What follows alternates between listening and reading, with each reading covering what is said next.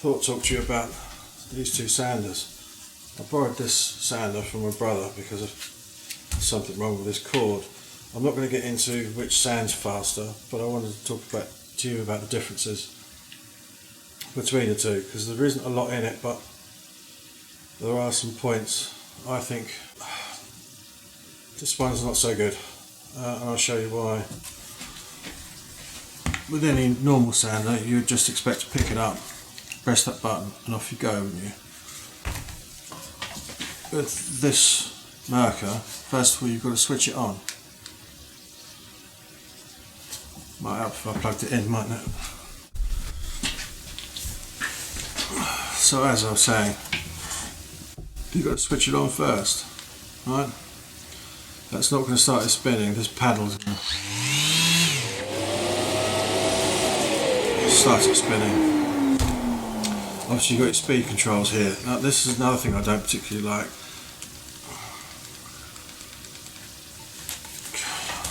It's a silly niggly thing, but it's just easy, isn't it? You know, it makes sense. The other thing with this, say you're just not thinking, put it down upside down, it does that, which is not great. And the other thing, so as most people do, you turn the sander upside down to want to put the paddle, wouldn't you?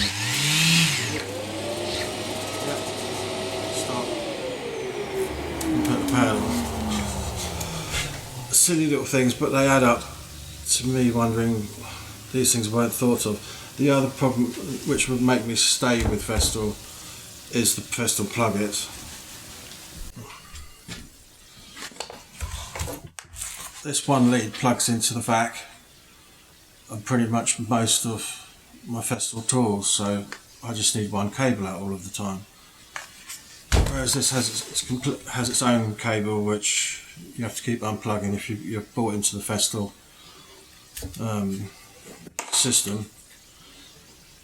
Obviously it's a different plug as well, it just looks like one of those kettle plugs, you know. The other slight niggle I have with this is the cable. I know it sounds stupid again.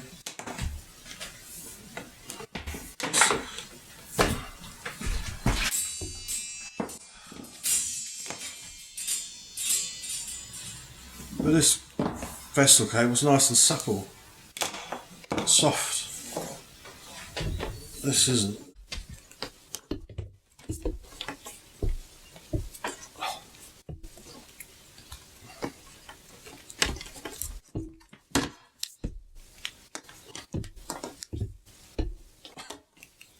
Fuck it. While I've had this sander, I've been using the Abrasive, or however you pronounce some discs. Make no mistake about it, they cut fast. I really was impressed with them. Now, if you put those on this, if you know that, it's quite a beast of a sander. It's quite a powerhouse. But, again, another but. And these aren't cheap sanders, by the way. They're exceptionally expensive in my mind. Have a look at this lot. The problem with them is they rip so easily. I mean, look, this lot was just done this top, the other side, and the legs for this bench, and they can catch, they rip, and the sander starts juddering. There's nothing you can do about it. I mean, there's loads of look at the life left in this. Fair enough, that was almost done, and it's not badly ripped. That's almost done.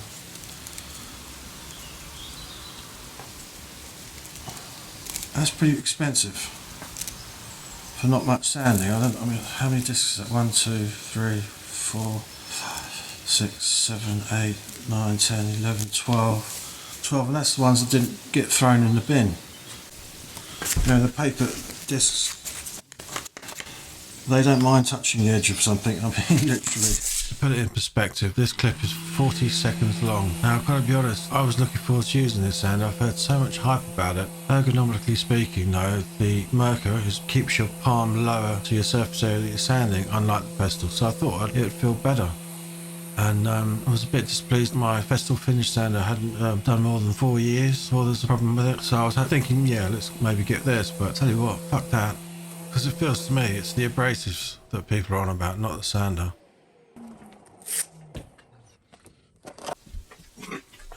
What else about this sander? The Festool smallest hose they do fits on this fine, not a problem.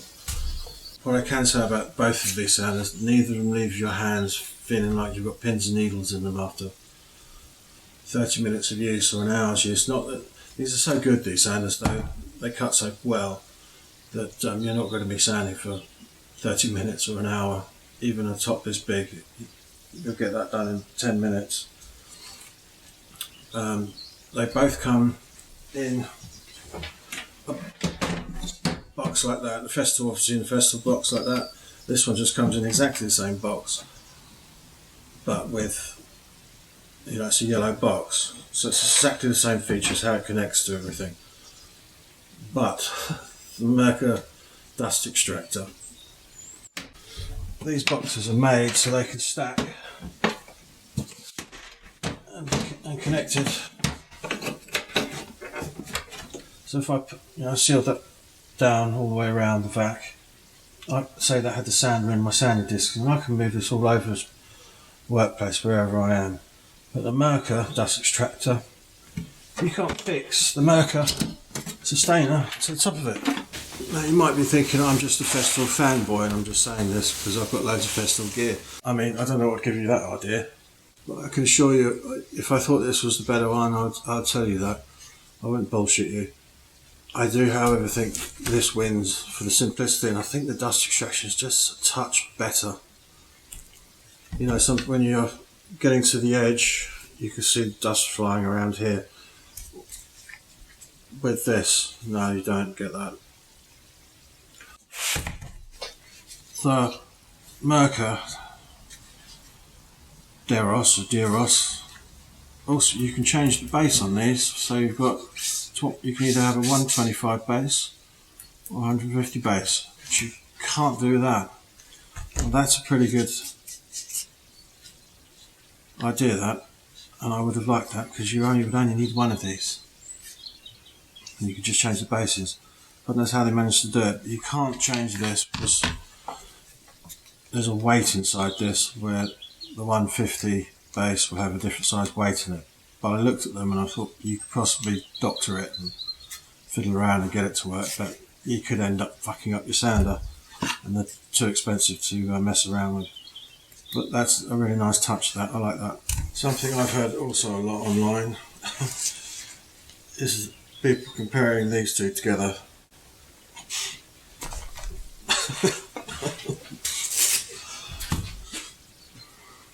If you put these discs on this sander, I was blown away, put it like, when I tried it. I'm not sure how healthy it is for these pads, these things. And as you can see, it's probably not done my pad much good. This one has a pad saver on it. I think it's needed. I think you wear through the fabric with these types of discs. But if I put the same paper on both of these sanders, this doesn't even come fucking close. This removes stock far faster and more aggressively than that does. I don't know how people can even say that this is an alternative to that. Sure, this review is going to piss off a lot of Mirka fanboys, but whatever. Just being honest. Let's see how long this takes to stop.